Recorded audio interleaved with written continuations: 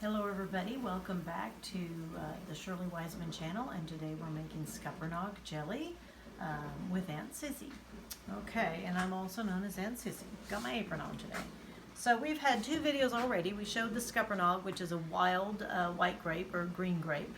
They're round, they grow in clusters on vines, and they have a stronger flavor than a grape. It smells very, very fragrant. So in the first video we showed preparing the grapes or the Scuppernogs, and then we washed them and we put them in a pot, and then I boiled them. There was 3.5 pounds with 1.5 cups of water, and then after they came to a boil I just let them simmer a little bit, and then when they were cooked and soft, turned the burner off and I mashed them up. I put them through a strainer, a big strainer with a jelly bag in it, and the juice all ran out. I didn't mash it through because then it would make the juice foamy. So I collected the juice. I had to add a little bit of boiling water into the to the mash from the Scuppernog mash, from the skins and the pulp, to extract a little bit of more juice. So I needed 5 cups of liquid. So then we took the 5 cups of prepared juice and we brought it to a boil. We had the juice, and then we added 1 box of the Sure Gel pectin. Then we brought it to a boil, and then we added 7 cups of sugar. So we have 5 cups of the wild grape juice and 7 cups of sugar, and of course 1 box of pectin. Now, once it came to a rolling boil, we stirred it and counted to 60 seconds after we added the sugar. Butter. Yes, so I was going to show you. If your jelly starts to get a foam, or even your jam, you can add like a teaspoon, 2 teaspoons of butter. So I just whack a little bit off and stick it in there, as you can see. So let's look in here. So there is a little bit of foam. So this is just finished boiling. So you see how when I just move it over to the side, it collects the foam. So I don't want any foam in my jelly. So, and a lot of times I'll just lift that up and just put it to the side. And usually it will just kind of even stick to the sides of the pot. See, because I want this beautiful clear juice for my jelly. This is a beautiful jelly, and then we're going to pour it into the jars. And this is very hot liquid. Pour it into the jars. This is not the best spoon. It's got a hole in it. And then we're going to process them. Jellies you normally process for 5 minutes. I need my better spoon. Excuse me here. Let me just grab one out of here. Sorry, my other spoon I was using for applesauce. So, jellies you process for 5 minutes, but because we're in a higher elevation, 5 minutes for every 3,000 elevation. So from 1 to 3,000 elevation, you add 5 extra minutes, and from 3,000 feet up to 6,000 feet, you add another 5 minutes. So we're just over 3,000 feet, so I'm going to add extra minutes for processing. So now I'm going to take this, and normally if it was preserves, I would use this and scoop it out, but I think we can just pour it pretty good.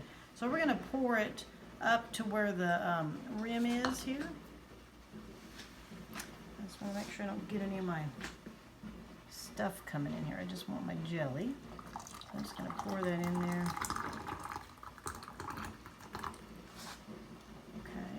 I'm just going to keep moving my funnel.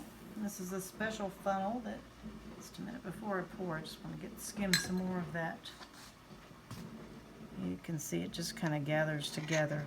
I just don't want to add, to me that just makes it imperfect. Some people might not mind it, but you know, a lot of times they give the jellies away as gifts or even sell them, and I don't want it to look foamy. So most of the time the foam just sticks to the side of the pan and it doesn't go in anyway. Okay, so we're going to continue. And it did say it makes 8 jelly jars, which are 8-ounce jars. But I usually get at least 1 extra jar out because it usually will make more. And we might have some of this coming out.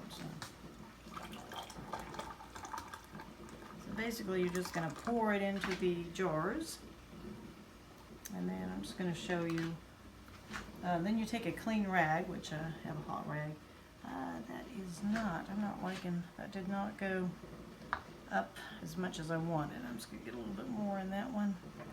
They need to be in the funnel, actually. It's hard to see, but about halfway up the funnel is where it needs to go. So I shorted it just a little bit.